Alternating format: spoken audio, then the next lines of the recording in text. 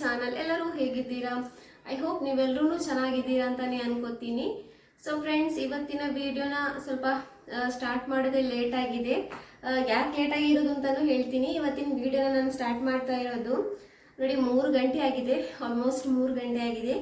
ಇವಾಗ ನಾನು ವಿಡಿಯೋನ ಸ್ಟಾರ್ಟ್ ಮಾಡ್ತಾ ಇರೋದು. ವಿಡಿಯೋ ಸ್ಟಾರ್ಟ್ ಮಾಡೋದಕ್ಕೂ ಕಾರಣ ಏನಂದ್ರೆ ನಂದು ವಿಡಿಯೋ ಇದೆಯಲ್ವಾ, ಅದೇ ಇವಾಗ ಬೇರೆ ಮೊಬೈಲಲ್ಲಿ ನಾನು ಅಪ್ಲೋಡ್ ಮಾಡ್ತಾ ಇರೋದು. ಐಫೋನಲ್ಲಾದರೆ ನಾನು VN ಎಡಿಟ್ ಮಾಡಿ ಅದನ್ನು ಅಪ್ಲೋಡ್ ಮಾಡುವಾಗ, ಎಕ್ಸ್ಪೋರ್ಟ್ ಮಾಡುವಾಗ ಬೇಗನೆ ಎಕ್ಸ್ಪೋರ್ಟ್ ಆಗ್ತಾ ಇತ್ತು. ಇದು ನನಗೆ ಕಮ್ಮಿ ಅಂದ್ರೂ ಒಂದು 30 ಮಿನಿಟ್ಸ್ ಎಲ್ಲ ಹಿಡ್ಕೊಳ್ಳುತ್ತೆ. ಹಾಗೆಯೇ ನಂತರ ಯೂಟ್ಯೂಬಿಗೆ ಅಪ್ಲೋಡ್ ಮಾಡಿ ಯೂಟ್ಯೂಬ್ ಇದು ಎಲ್ಲ ರೆಸ್ಟ್ರಿಕ್ಷನ್, ಆಮೇಲೆ ಚೆಕ್ಕಿಂಗ್, ಆಮೇಲೆ ಕ್ವಾಲಿಟಿ ಎಲ್ಲ ಚೆಕ್ ಆಗೋಷ್ಟೊತ್ತಿಗೆ ನನಗೆ ಕಮ್ಮಿ ಅಂದ್ರೂ 1 hour ಎಲ್ಲ ಆಗ್ತಾ ಇದೆ. ಅದು ಮಾತ್ರ ಅಲ್ಲದೆ ಇವತ್ತು 2 ಸಲ ನನಗೆ ವಿಡಿಯೋ 3 ಸಲ ನನಗೆ ವಿಡಿಯೋನ ಅಪ್ಲೋಡ್ ಮಾಡಬೇಕಾಗಿ ಬಂತು. ಇವತ್ತು ನಂದು ವಿಡಿಯೋ 15 ಮಿನಿಟ್ಸ್ ಇದು ವಿಡಿಯೋ ಆಗಿಬಿಟ್ಟಿತ್ತು. ಎಲ್ಲ ಕಡೆ ಅಂದರೆ ನಾವು ಉರುಸಿಗೆ ಹೋಗಿದ್ವಿ, ಆಮೇಲೆ ಕ್ರಸ್ಟಿಗೆ ಹೋಗಿದ್ವಿ, ಆಮೇಲೆ ಇದರಲ್ಲಾಗಿ ಒಂದು 15 ಮಿನಿಟ್ಸ್ ಇದು ವಿಡಿಯೋ ಆಗಿಬಿಟ್ಟಿತ್ತು. ಬಟ್ ಅದು ಅಪ್ಲೋಡ್ ಮಾಡಿದ ಮೇಲೆ ನನಗೆ ಯೂಟ್ಯೂಬಿಂದ ಅವ್ರದ್ದು rules and regulation, terms and conditions ಇದು ಆಪೋಸಿಟ್ ಆಗಿದೆ ABD ಅಂತೇಳಿ ಬಂತು. ಸೊ ಒಂದನೇದಾಗಿ ನನಗೆ ವಿಡಿಯೋ ಅಪ್ಲೋಡ್ ಮಾಡೋದಕ್ಕೇ ಕಮ್ಮಿ ಅಂದ್ರೂ 1 hour ಎಲ್ಲ ತಗೋತಾ ಇದೆ, 1 hour 1.5 hour ಎಲ್ಲ ತಗೋತಾ ಇದೆ ಅಂದರೆ ಯೂಟ್ಯೂಬಿಗೆ ಅಪ್ಲೋಡ್ ಆಗೋದಕ್ಕೆ. ನಂತರ ಈ ಥರ ಬಂದ್ಬಿಟ್ಟು, ಸೊ ಅದು ಏನು ಪ್ರಾಬ್ಲಮ್ ಆಗಿರ್ಬೋದು ಅಂತೇಳಿ ಅಂದ್ಕೊಂಡು ವಿಡಿಯೋನ ಕರೆಕ್ಟಾಗಿ ನೋಡಿದೆ. ನೋಡುವಾಗ ನನಗೆ ಅದರಲ್ಲಿ ನಾನು ಅದನ್ನು ಹೇಳಿದ್ನಲ್ಲ, ನಮ್ಮ ಬೆಕ್ಕಿದು ಮರಿ ಅಮ್ಮ ಸತ್ತೋಗಿದೆ ಅಂತೇಳಿ, ಅದಕ್ಕೆ ಅದು ಮರಿ ಬೆಕ್ಕಿದೆಯಲ್ವಾ, ಅದಕ್ಕೆ ನಮ್ಮಮ್ಮ ಹಾಲು ಕೊಡ್ತಾ ಇದ್ರು. ಸೊ ಅದೊಂದಾಗಿರ್ಬೋದು ಅಂದ್ಕೊಂಡು ನಾನು ಆ ವಿಡಿಯೋನ ಡಿಲೀಟ್ ಮಾಡಿಬಿಟ್ಟೆ. ಸೊ ನಂತರ ಸ್ಟಾರ್ಟಿಂಗಿಂದನೇ ವಾಯ್ಸ್ ಓವರ್ ಎಲ್ಲ ಮಾಡಿ ನಂತರ ವಿಡಿಯೋನ ನಾನು ವಾಪಸ್ VN ಎಕ್ಸ್ಪೋರ್ಟ್ ಮಾಡಿ ನಂತರ ಯೂಟ್ಯೂಬ್ಗೂ ಅಪ್ಲೋಡ್ ಮಾಡಿದ್ದೆ. ಅದರಲ್ಲೂ ಟೈಮ್ ಹೋಯ್ತು, ಇದರಲ್ಲೂ ಟೈಮ್ ಹೋಯ್ತು.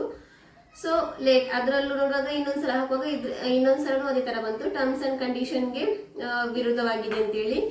ಸೊ ಇನ್ನೊಂದ್ಸಲ ವಿಡಿಯೋನ ಚೆಕ್ ಮಾಡಿದ್ರೆ ಏನಾಗಿರ್ಬೋದು ಅಂತೇಳಿ, ಅದರಲ್ಲಿ ನನ್ನ ಮಗಳು ಏನು ಮಾಡ್ತಾ ಇದ್ಲು ಅಂದರೆ, ಬಲೂನ್ ಇದೆಯಲ್ವಾ, ಆ ಬಲೂನಲ್ಲಿ ಆಟ ಆಡ್ತಾ ಇದ್ಲು. ಅಂದರೆ ಬಲೂನ ಕೆಳಗಡೆ ಇಟ್ಟು ಕೂತ್ಕೊಂಡು ಜಂಪ್ ಮಾಡಿ ಆಟ ಆಡ್ತಾ ಇದ್ಲು. ಅದಾಗಿರ್ಬೋದು ಅಂತೇಳಿ ಅದನ್ನು ಡಿಲೀಟ್ ಮಾಡಿಬಿಟ್ಟೆ. ಸೊ 10 ಮಿನಿಟ್ಸ್ ಇದು ವಿಡಿಯೋ ಆಗಿತ್ತು. ಇವತ್ತು ಅದೇ ಹೇಳಿದೆ, ಇವತ್ತಿದ್ದು ವಿಡಿಯೋದಲ್ಲಿ ನೀವು ಅಂದರೆ ನಿನ್ನೆ ವಿಡಿಯೋದಲ್ಲಿ ನೋಡಿರ್ಬೋದು 10 ಮಿನಿಟ್ಸ್ ಇದು ವಿಡಿಯೋ ಆಗಿರೋದು. ಎಲ್ಲ ಡಿಲೀಟ್ ಮಾಡಿ ಮಾಡಿ ಮಾಡಿ ಮಾಡಿ ಅಷ್ಟಕ್ಕೆ ಬಂದ್ಬಿಟ್ಟಿತ್ತು. ಸೊ ಅದನ್ನು ಡಿಲೀಟ್ ಮಾಡಿದ ಮೇಲೆ ನನಗೆ ನಾನ್ ಅಂತೇಳಿ ಬಂತು, ಅಂದರೆ ರಿಸ್ಟ್ರಿಕ್ಷನ್ ಇದೆಯಲ್ಲ ಅದು ನಾನ್ ಅಂತೇಳಿ ಬಂತು. ಎಲ್ಲ ಕರೆಕ್ಟ್ ಆಯಿತು. ಹಾಗಾಗಿ ಅದು ವಿಡಿಯೋನ ಅಷ್ಟು ಟೈಮ್ ಹಿಡ್ಕೊಂಡು ನನಗೆ ಡೌನ್ಲೋಡ್ ಮಾಡಿ ಅಪ್ಲೋಡ್ ಮಾಡುವಾಗೆಲ್ಲ ಟೈಮ್ ಆಗಿ ಮಧ್ಯಾಹ್ನ 2 ಗಂಟೆ ಆಗಿಬಿಟ್ಟು ನಾನು ವಿಡಿಯೋ ಯೂಟ್ಯೂಬ್ಗೆ ಅಪ್ಲೋಡ್ ಮಾಡೋದು. ಸೊ ಹಾಗಾಗಿ ಲೇಟ್ ಆಗಿದೆ. ಆ್ಯಕ್ಚುಲಿ ಇನ್ನೂ ಲೇಟ್ ಆಗ್ಬೋದು ಅನ್ಕೋದು. ಇನ್ನು ನಾನು ಡೈಲಿ ಬೆಳಿಗ್ಗೆ ಕರೆಕ್ಟಾಗಿ 9-10 ಒಳಗಡೆ ನಾನು ವಿಡಿಯೋನ ಅಪ್ಲೋಡ್ ಮಾಡ್ತಾ ಇದ್ದೆ. ಬಟ್ ಇನ್ನು ಸ್ವಲ್ಪ ಲೇಟ್ ಆಗ್ಬೋದು ಅಂತೇಳಿ ಅನ್ನಿಸ್ತಾ ಇದೆ. ಯಾಕೆಂದರೆ ವಿಡಿಯೋ ಅಪ್ಲೋಡ್ ಆಗೋದು ಲೇಟ್, ಯೂಟ್ಯೂಬಿಗೆ ತುಂಬ ಕಷ್ಟ ಆಗ್ತಾ ಇದೆ. ಒಂದ್ಸಲ ನನ್ನ ಮೊಬೈಲ್ ಕರೆಕ್ಟಾಗಿ ಬಂದರೆ ಸಾಕಿತ್ತು ಅಂತೇಳಿ ಅನ್ನಿಸ್ತಾ ಇದೆ. ಯಾಕೆಂದರೆ ನಮಗೆ ಒಂದು ಮೊಬೈಲ್ ನಮ್ಮ ಕೈಯಲ್ಲಿ ಯಾವ ಥರ ಸೆಟ್ ಆಗಿರುತ್ತೆ, ಇನ್ನೊಂದು ಮೊಬೈಲ್ಗೆ ಸೆಟ್ ಆಗೋದಕ್ಕೆ ಸ್ವಲ್ಪ ಟೈಮ್ ಹಿಡ್ಕೊಳ್ಳುತ್ತೆ. ಸೊ ನನಗೆ ಇದರಲ್ಲಿ ಸ್ವಲ್ಪ ಕಷ್ಟನೇ ಆಗ್ತಾ ಇದೆ. ಆ ಮೊಬೈಲ್ ಒಂದ್ಸಲ ಸರಿ ಮಾಡಿ ಬಂದರೆ ಸಾಕಿತ್ತು ಅಂತೇಳಿ. ಸೊ ಹಾಗಾಗಿ ಸ್ವಲ್ಪ ವಿಡಿಯೋಲಿ ಬರೋದೆಲ್ಲ ಸ್ವಲ್ಪ ಲೇಟ್ ಆಗಿಬಿಡುತ್ತೆ ಅಷ್ಟೇ. ಅಪ್ಲೋಡ್ ಮಾಡೋದು ನಾನು ಒಂದೇ ಟೈಮಿಗೆ ಹಾಕ್ತಾ ಇದ್ದೆ, ಬೆಳಿಗ್ಗೆ 10 ಗಂಟೆ ಒಳಗಡೆ ಅಪ್ಲೋಡ್ ಮಾಡ್ತಾ ಇದ್ದೆ. ಬಟ್ ಇವಾಗ ಆ ಥರ ಎಲ್ಲ ಇನ್ನು ಲೇಟ್ ಆಗ್ಬೋದು ಅಂತೇಳಿ ಅನ್ನಿಸ್ತಾ ಇದೆ. ನನಗೆ ಆ ಥರ ಅನ್ನಿಸ್ತಾ ಇದೆ. ನೋಡೋ, ನನಗೆ ಬೇಗ ಆದರೆ ನಾನು ಬೇಗನೆ ಅಪ್ಲೋಡ್ ಮಾಡ್ತೀನಿ, ಲೇಟ್ ಆದರೆ ಲೇಟ್ ಆಗುತ್ತೆ. ಸೊ ಹಾಗೆ ನಿನ್ನೆ ನಾನು ಏನು ಅಡುಗೆ ಮಾಡಿದ್ದಿಲ್ಲ, ಅದೇ ಹೇಳಿದ್ವಲ್ಲ, ನಾವು ನಿನ್ನೆ ಉರುಸು ಹೋಗಿದ್ದು, ಕ್ರಸ್ಟಿಗೆ ಹೋಗಿರೋದಲ್ಲ, ಹಾಗಾಗಿ ಮನೆಯಲ್ಲಿ ಏನು ಅಡುಗೆ ಆಗಿಲ್ಲ. ನಿನ್ನೆ ಹಸ್ಬೆಂಡ್ ಬರುವಾಗ ಮಟನ್ ತಗೊಬಂದಿದ್ರು, ಅದನ್ನ ಹಾಗೇನೆ ಫ್ರಿಜ್ಜಲ್ಲಿ ಇಟ್ಟಿದ್ದೆ, ನಾನು ಮಾಡಿಲ್ಲ. ಸೊ ಇವತ್ತು ನೈಟಿಗೆ ಏನಾದರೂ ಮಾಡೋಣ ಅಂತೇಳಿ ಹಾಗೇನೆ ಇದು ನನ್ನ ತಂಗಿ ಮೆಹಂದಿ ಇಟ್ಟಿರೋದು. ನನಗೆ ಅದೇ ಕಲಿತಾ ಇದ್ಲು ಮೆಹಂದಿ ಇಡೋದಕ್ಕೆ. ಇವಾಗ ಮಾಷಾಲ್ಲ ತುಂಬ ಚೆನ್ನಾಗಿ ಬಿಡಿಸ್ತಾ ಇದ್ದಾಳೆ ಮೆಹಂದಿ. ಸೊ ಖುಷಿ ಆಗುತ್ತೆ ನೋಡೋದಕ್ಕೆ. ಇಲ್ಲಾಂದ್ರೆ ನಾವು ಬೇರೆಯವ್ರ ಹತ್ರ ಹೋಗ್ಬೇಕು ಮೆಹಂದಿ ಇಡೋದಕ್ಕೆ ಅಂತೇಳಿ. ಬಟ್ ಇವಾಗ ನಮ್ಮ ಮನೇಲಿ ಒಬ್ರು ಮೆಹಂದಿ ಇಡೋರು ಬಂದಿದ್ದಾರೆ ಅಂದ್ರೆ ಕಲ್ತಿದ್ದಾರೆ ಮೆಹಂದಿ ಇಡೋದಕ್ಕೆ. ಸೊ ತುಂಬಾನೇ ಖುಷಿ ಆಗ್ತಾ ಇದೆ. ಸೊ ಇವಾಗ ಈ ಮಟನ್ ಇದು ಇವಾಗ ನಾನು ಮೆಹಂದಿ ತೆಗಿತಾ ಇಲ್ಲ, ಯಾಕಂದ್ರೆ ಇವಾಗ ಇಟ್ಟಿದ್ದಷ್ಟೇ, ಜಾಸ್ತಿ ಟೈಮ್ ಏನಾಗಿಲ್ಲ. ಸ್ವಲ್ಪ ಚೆನ್ನಾಗಿ ಕಲರ್ ಬರಲಿ ಅಂತೇಳಿ ನಂತರ ಮಟನ್ ಇದೇನಾದರೂ ಮಾಡೋಣ ಅಂತೇಳಿ. ಸೊ ಇಲ್ಲಿ ನಾನು ಮಟನನ್ನು ಚೆನ್ನಾಗಿ ವಾಶ್ ಮಾಡಿ ಇಟ್ಟಿದ್ದೀನಿ.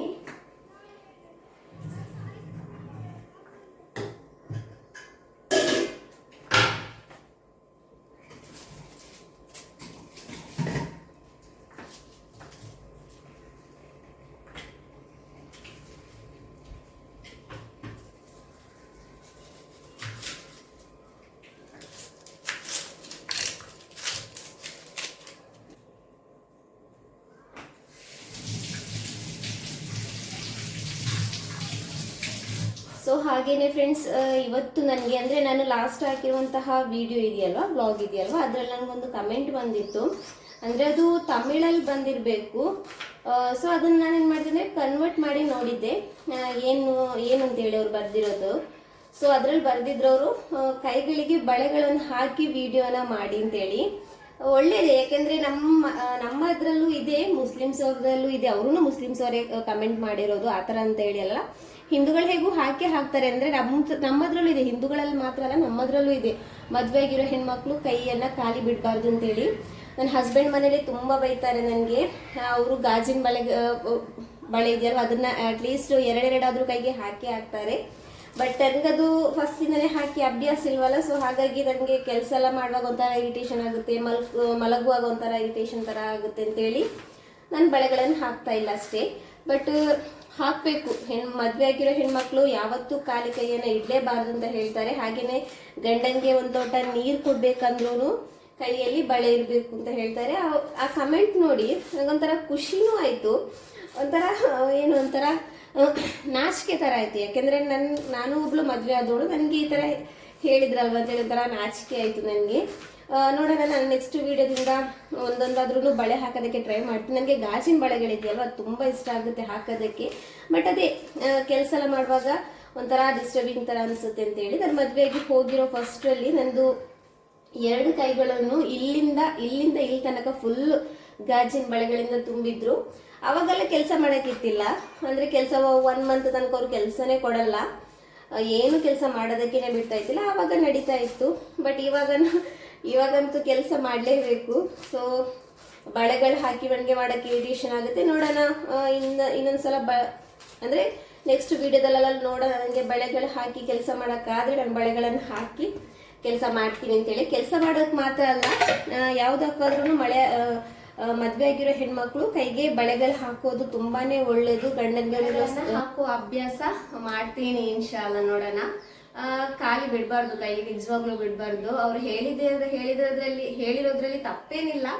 ಆದ್ರೂ ನನಗೊಂಥರ ಆಯಿತು, ನನಗೊಬ್ರು ಈ ಥರ ಬುದ್ಧಿವಾದ ಹೇಳೋ ಥರ ಆಯ್ತಲ್ವ ಅಂತೇಳಿ. ಅಂದರೆ ಕೈಗೆ ಬಳೆಗಳನ್ನು ಹಾಕಿ ಅಂತೇಳಿ. ಅದನ್ನು ಕನ್ನಡದಲ್ಲೂ ಅಲ್ಲ, ನಮ್ಮ ಭಾಷೆಯಲ್ಲೂ ಅಲ್ಲ, ತಮಿಳಲ್ಲಿ ಅವ್ರು ಮೆಸೇಜ್ ಮಾಡಿರೋದು. ಅಂದರೆ ತಮಿಳಲ್ಲಿ ಬರ್ದಿರೋದು ಇಂಗ್ಲೀಷಲ್ಲೇ, ಉರುಕ್ಕಲ್ ಅಂತನ ಏನೋ ಹೇಳಿದ್ರು. ಅದು ನಾನು ಟ್ರಾನ್ಸ್ಲೇಟ್ ಮಾಡಿ ನೋಡಿರೋದು. ಸೊ ಅದರಲ್ಲಿತ್ತು ಬಳೆಗಳನ್ನು ಹಾಕಿ ವಿಡಿಯೋ ಮಾಡಿ ಅಂತೇಳಿ. ಸೊ ಇನ್ಶಾಲ್ಲ ನೋಡೋಣ. ಹಾಗೇನೆ ಫ್ರೆಂಡ್ಸ್, ಇದು ನಮ್ಮ ಅಮ್ಮನ ಮನೇಲಿ ಇದೆ ಅಲ್ವಾ, ಗಿಡಗಳಿದೆಯೇ, ಇದ್ರದ್ದು ಕರ್ಬೇವಿನ ಗಿಡಗಳಿದೆ. ತುಂಬಾ ಸಲ ನಮ್ಮಮ್ಮ ನೆಟ್ಟಿದ್ದಾರೆ ಕರ್ಬೇವಿನ ಗಿಡ. ಬಟ್ ಜಾಸ್ತಿಯಾಗಿ ಅದು ಬಂದಿಲ್ಲ, ಸ್ವಲ್ಪ ದೊಡ್ಡದಾಗುತ್ತೆ, ಆಮೇಲೆ ಹೋಗ್ತಾ ಇತ್ತು. ಬಟ್ ಈ ಸಲ ಸ್ವಲ್ಪ ದೊಡ್ಡದಾಗಿದೆ ಮಾಷಾಲ್ಲ. ನಮ್ಮಮ್ಮನಿಗೆ ತುಂಬಾ ಇಷ್ಟ ಕರ್ಬೇವಿನ ಗಿಡ. ಸ್ವಲ್ಪ ದೊಡ್ಡದಾಗಿದೆ. ಅದರದ್ದು ಆಲ್ಮೋಸ್ಟ್ ನಾನೇ ಖಾಲಿ ಮಾಡ್ತಾ ಇದ್ದೀನಿ. ಇವಾಗಲೂ ಮನೆಗೆ ಹೋಗಿ ಒಂದು 3 ಎಲೆನ ತಗೊಬಂದಿದ್ದೀನಿ. ಇವತ್ತು ನನಗೆ ಮಟನ್ಗೆ ಬೇಕು ಅಂತೇಳಿ. ಸೊ ನಮ್ಮ ಅಮ್ಮನಿಗೆ ಗೊತ್ತಿಲ್ಲ ತಗೊಬಂದಿರೋದು. ಸೊ ಇವತ್ತು ನಾನು ಒಳ್ಳೆ ಮಟನ್ ರೆಸಿಪಿನ ನಿಮ್ಮ ಜೊತೆ ಶೇರ್ ಮಾಡ್ತಾ ಇದ್ದೀನಿ. ಸೊ ಇದನ್ನ ಮಾಡೋದಕ್ಕೆ ನಾನು 4 ಈರುಳ್ಳಿನ ತಗೊಂಡಿದ್ದೀನಿ. ಸೊ ಯಾವ ಥರ ಮಾಡೋದು ಅಂತೇಳಿ ನಿಮ್ಮ ಜೊತೆನೂ ಶೇರ್ ಮಾಡ್ತೀನಿ ನಾನು.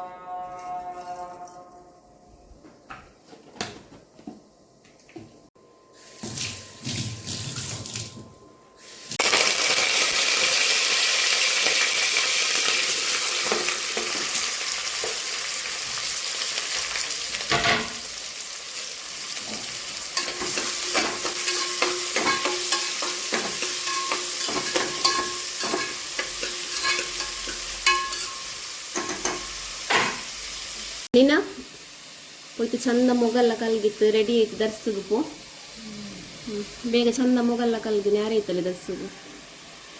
ಸೊ ಫ್ರೆಂಡ್ಸ್, ಇಲ್ಲಿ ನಾನು ಕುಕ್ಕರಿಗೆ ಎಣ್ಣೆ ಹಾಕಿ ಅದಕ್ಕೆ 1 ಸ್ಪೂನ್ ಅಷ್ಟು ಸೋಂಪನ್ನು ಹಾಕೊಂಡಿದ್ದೀನಿ. ಹಾಗೇನೆ ಒಂದು ಫುಲ್ ಕರ್ಬೇವಿನ ಎಲೆ ಬರುತ್ತಲ್ವ ಅದನ್ನು ಹಾಕೊಂಡಿದ್ದೀನಿ. ಆಮೇಲೆ 4 ಈರುಳ್ಳಿ ಇದೆಯಲ್ವ ಅದನ್ನ ಹಾಕಿ ಅಲ್ಲಿ ಫ್ರೈ ಮಾಡ್ಕೋತಾ ಇದ್ದೀನಿ. ಜಾಸ್ತಿ ಫ್ರೈ ಮಾಡಬೇಕು ಅಂತ ಹೇಳಿ ಏನಿಲ್ಲ, ಸ್ವಲ್ಪ ಲೈಟಾಗಿ ಪಿಂಕ್ ಆಗೋ ತನಕ ಫ್ರೈ ಮಾಡಿದರೆ ಸಾಕು. ಯಾಕಂದರೆ ನಾವು ಮಟನ್ ಹಾಕಿ ಬೇಯಿಸ್ತೀವಲ್ವ ಕುಕ್ಕರಲ್ಲಿ, ಸೊ ಆವಾಗ ಏನಾಗುತ್ತೆ ಅಂದರೆ ಚೆನ್ನಾಗಿ ಬೇಯುತ್ತೆ ಈರುಳ್ಳಿ ಎಲ್ಲ. ಅದಕ್ಕೋಸ್ಕರ ನಾನು ಇದನ್ನು ಜಾಸ್ತಿಯಾಗಿ ಫ್ರೈ ಮಾಡ್ಕೋತಾ ಇಲ್ಲ. ಸೊ ಇವಾಗ ಇದಕ್ಕೆ ಶುಂಠಿ ಬೆಳ್ಳುಳ್ಳಿ ಪೇಸ್ಟನ್ನು ಆ್ಯಡ್ ಮಾಡ್ಕೋತೀನಿ. ಇಲ್ಲಿ ನಾನು 1 ಸ್ಪೂನಷ್ಟು ಶುಂಠಿ ಬೆಳ್ಳುಳ್ಳಿ ಪೇಸ್ಟನ್ನು ಹಾಕೋತಾ ಇದ್ದೀನಿ. ಸ್ವಲ್ಪ ಜಾಸ್ತಿ ಹಾಕ್ಕೊಂಡಿದ್ದೀನಿ. ಹಾಕಿ ಇದನ್ನು ಚೆನ್ನಾಗಿ ಫ್ರೈ ಮಾಡ್ಕೋತಾ ಇದ್ದೀನಿ.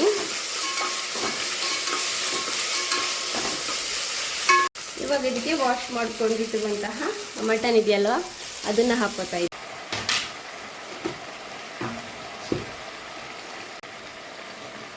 ಇಲ್ಲಿ ನಾನೊಂದು ಅರ್ಧ ಸ್ಪೂನಷ್ಟು ಅರಿಶಿನ ಪುಡಿ ಹಾಕೋತಾ ಇದ್ದೀನಿ. ಹಾಗೆಯೇ 1.5 ಸ್ಪೂನಷ್ಟು ಇಲ್ಲಿ ನಾನು ಖಾರದ ಪುಡಿನೂ ಹಾಕೋತಾ ಇದ್ದೀನಿ. ಆಮೇಲೆ ಇಲ್ಲಿ ರುಚಿಗೆ ತಕ್ಕಷ್ಟು ಉಪ್ಪು ಇದನ್ನು ಹಾಕಿ ನಾನು ಚೆನ್ನಾಗಿ ಮಿಕ್ಸ್ ಮಾಡ್ಕೋತೀನಿ. ಇವಾಗ ಇದು ಚೆನ್ನಾಗಿ ಮಿಕ್ಸ್ ಆಗಿದೆ. ನನಗೆ ಜಾಸ್ತಿಯಾಗಿ ಕರೆಕ್ಟಾಗಿ ಮಿಕ್ಸ್ ಅಂದರೆ ಈ ಥರ ಸ್ಪೂನ್ ಇದೆಯಲ್ಲ ಇದು ಕೈಯಲ್ಲಿ ಹಿಡಿಯೋಕ್ಕಾಗ್ತಾ ಇಲ್ಲ. ಯಾಕಂದರೆ ಇದು ನಿನ್ನೆ ಡೋರ್ ಹಾಕುವಾಗ ಕೈಗೆ ಡೋರಿದು ಮರ ಇದೆಯಲ್ವ ಅದೇ ತಾಗ್ಬಿಟ್ಟಿದೆ ನೋಡಿ, ಈ ಥರ ಓಪನ್ ಥರ ಆಗಿಬಿಟ್ಟಿದೆ. ಸೊ ಅದು ತುಂಬ ನೋವಾಗ್ತಾ, ಈ ಥರ ಹಿಡ್ಕೊಳ್ಳುವಾಗ ಈ ಥರ ನೋವಾಗ್ತಾ ಇದೆ ನನಗೆ ಕೈ. ಸೊ ಇವಾಗ ಇದು ಮಿಕ್ಸ್ ಆಗಿದೆ. ಇದಕ್ಕೆ ನಾನೊಂದು ಅರ್ಧ ಗ್ಲಾಸಷ್ಟು ನೀರನ್ನು ಹಾಕೋತಾ ಇದ್ದೀನಿ, ಚೆನ್ನಾಗಿ ಬೇಯಲಿ ಅಂತೇಳಿ. ನಂತರ ಇದನ್ನು ಮುಚ್ಚಿ ನಾವು ಇದನ್ನು ಬೇಯಿಸಬೇಕು. ಎಷ್ಟು ವಿಸಿಲ್, ಒಂದು 3 ವಿಶಿಲ್ ಸಾಕಾಗುತ್ತೆ ನೋಡಿ. ನಿಮ್ಮ ಕುಕ್ಕರಲ್ಲಿ 1-2 ವಿಶಿಲ್, ಮಟನ್ಗೆ ಜಾಸ್ತಿ ಬೇಕಾಗಿಲ್ವಲ್ಲ. ಸೊ ಹಾಗಾಗಿ ಎಷ್ಟು ವಿಶಿಲ್ ಬೇಕಾಗುತ್ತೋ ನೋಡಿ ಅಷ್ಟು ವಿಶಿಲನ್ನು ನೀವು ತಗೋಬಹುದು.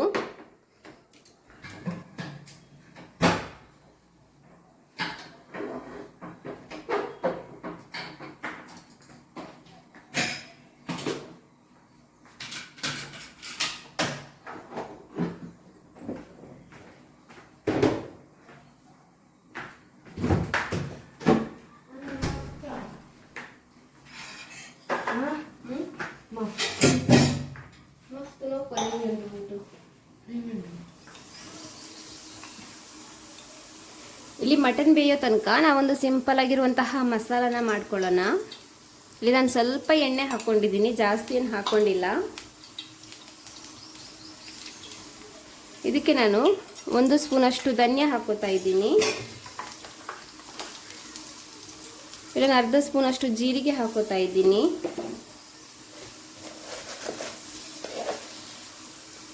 ಹಾಗೆಯೇ 1 ಸ್ಪೂನಷ್ಟು ಸೋಂಪು ಇದೆಯಲ್ವ ಅದನ್ನು ಹಾಕೋತಾ ಇದ್ದೀನಿ.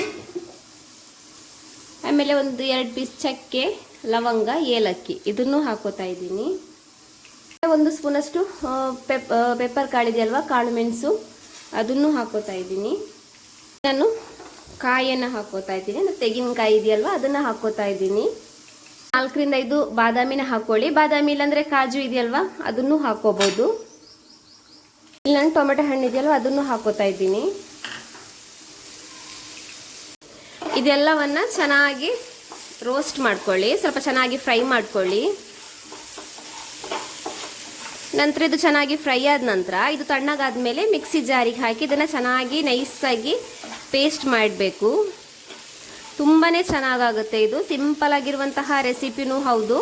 ಯಾವುದೇ ಅಂಗಡಿಗಳದ್ದು ಚಿಕನ್ ಮಸಾಲ, ಮಟನ್ ಮಸಾಲ ಈ ಥರದ್ದು ಯಾವುದೂ ಯೂಸ್ ಮಾಡದೆ ಮನೆಯಿಂದನೇ ನಾವು ರೆಡಿ ಮಾಡ್ಕೊಂಡಿರುವಂತಹ ಮಸಾಲಾನ ಹಾಕಿ ಒಳ್ಳೆ ಟೇಸ್ಟಿಯಾಗಿರುವಂತಹ ಮಟನ್ ಮಸಾಲಾನ ಮಾಡ್ಕೋಬೋದು. ತುಂಬಾ ಚೆನ್ನಾಗಾಗುತ್ತೆ ಇದು.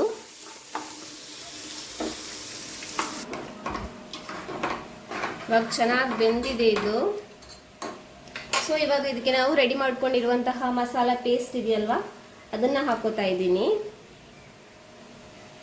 ಇವಾಗ ನಾನು ಗ್ಯಾಸ್ ಫ್ಲೇಮು ಆನ್ ಮಾಡ್ತಾ ಇದ್ದೀನಿ. ಆಫ್ ಮಾಡಿದ್ದೆ ಯಾಕೆಂದರೆ ಮಟನ್ ಎಲ್ಲ ಬೆಂದಿತ್ತಲ್ವಾ, ಸೊ ಹಾಗಾಗಿ ಆಫ್ ಮಾಡಿದ್ದೆ. ಸೊ ಇವಾಗ ಇದನ್ನು ನಾನು ಆನ್ ಮಾಡ್ತೀನಿ.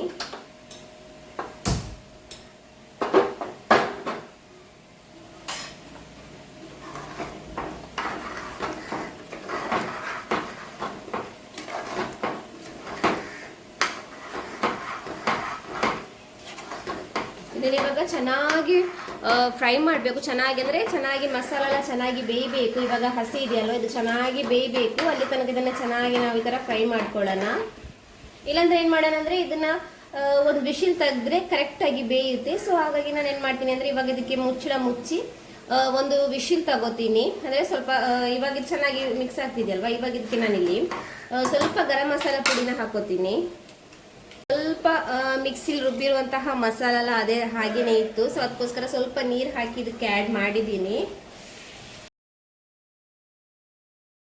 ಸೊ ಇವಾಗ ನಾನು ಇದನ್ನು ಚೆನ್ನಾಗಿ ಕುದಿಯೋದಕ್ಕೆ ಇಡ್ತೀನಿ. ನೀವು ಬೇಕಂದರೆ ಈ ಮಸಾಲ ಎಲ್ಲ ಹಾಕಿದ ಮೇಲೆ ಗರಂ ಮಸಾಲ ಪುಡಿನೂ ಕೊತ್ತಂಬರಿ ಸೊಪ್ಪು ಪುದೀನ ಹಾಕಿ ಕುಕ್ಕರಲ್ಲಿ ಹಾಕಿ ಒಂದು ವಿಷಲನ್ನು ತಗೋಬಹುದು. ಬಟ್ ನಾನಿಲ್ಲಿ ಹಾಗೇ ಕುದಿಸ್ತೀನಿ.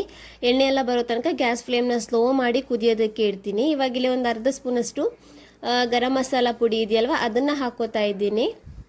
ಹಾಗೆಯೇ ಇಲ್ಲಿ ಕೊತ್ತಂಬರಿ ಸೊಪ್ಪು ಪುದೀನ ಇದೆಯಲ್ವ ಅದನ್ನು ಹಾಕೋತಾ ಇದ್ದೀನಿ ನಾನಿಲ್ಲಿ.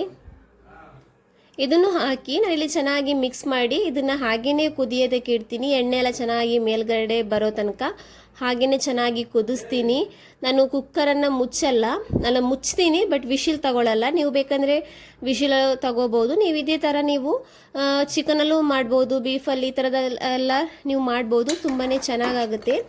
ಸೊ ಇವಾಗ ಇದು ರೆಡಿ ಆಗಿದೆ. ತುಂಬಾ ತಿಕ್ಕಾಗೂ ಬಂದಿದೆ, ಕ್ರೀಮಿ ಥರ ಆಗಿದೆ. ತುಂಬಾ ಚೆನ್ನಾಗಾಗುತ್ತೆ ಫ್ರೆಂಡ್ಸ್. ಇದು ಚಪಾತಿ ಜೊತೆಗೆ, ಆಮೇಲೆ ಗೀ ರೈಸರ್ ಇದೆಯಲ್ವ ಅದ್ರ ಜೊತೆಗೆಲ್ಲ ತುಂಬಾ ಚೆನ್ನಾಗಾಗುತ್ತೆ. ಸೊ ಇವಾಗ ನಾವಿಲ್ಲಿ ಎಲ್ಲರೂ ಇವಾಗ ಟ್ರೆಂಡ್ ಮಾಡ್ತಾ ಇದ್ದಾರಲ್ವ, ಫ್ರೂಟ್ಸ್ ಎಲ್ಲ ಕಟ್ ಮಾಡಿ ಉಪ್ಪು ಖಾರ ಎಲ್ಲ ಹಾಕೋದು. ಸೊ ಅದೇ ಥರ ನಾವು ಮಾಡೋಣ ಅಂತೇಳಿ ಅಂತೇಳಿ ಸೊ ಇವಾಗೆಲ್ಲ ಇಲ್ಲಿ ರೆಡಿ ಮಾಡ್ತಾ ಇದ್ದಾರೆ. ಎಲ್ಲ ಕಟ್ ಮಾಡಿ ಎಲ್ಲ ರೆಡಿ ಮಾಡ್ತಾ ಇದ್ದಾರೆ. ಇವಾಗೆಲ್ಲ ರೆಡಿ ಆಗಿದೆ. ಉಪ್ಪು ಖಾರ ಎಲ್ಲ ಹಾಕಿ ಮಿಕ್ಸ್ ಮಾಡಿ ತಿನ್ನೋದಕ್ಕೆ. ಸೊ ಫ್ರೆಂಡ್ಸ್, ಈ ವಿಡಿಯೋನ ನಾನು ಇಲ್ಲಿಗೆ ಎಂಡ್ ಮಾಡ್ತಾ ಇದ್ದೀನಿ. ನಮ್ಮ ವಿಡಿಯೋ ನಿಮಗೆ ಇಷ್ಟ ಆದರೆ ಪ್ಲೀಸ್ ನಮ್ಮ ಚಾನಲ್ನ ಸಬ್ಸ್ಕ್ರೈಬ್ ಮಾಡಿ. ಹಾಗೆ ಯಾರಾದರೂ ಹೊಸದಾಗಿ ನಮ್ಮ ವಿಡಿಯೋನ ನೋಡೋದಾದರೆ ಪ್ಲೀಸ್ ಸಬ್ಸ್ಕ್ರೈಬ್ ಮಾಡೋದನ್ನು ಮರಿಬೇಡಿ. Thank you for watching.